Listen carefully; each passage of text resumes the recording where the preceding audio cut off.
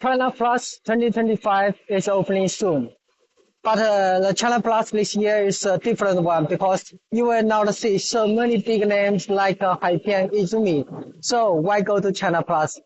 Here we invite you to have a factory tour in SweetTech.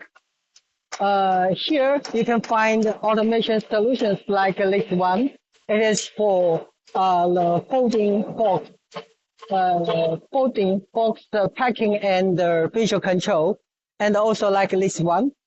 It is a two-in-one yoga cups stacking unit, which means that it can have the cups produced by two injection molding machine stack and for your packing system. And also here you can find, you can see the assembly side of a SweetTech injection robot.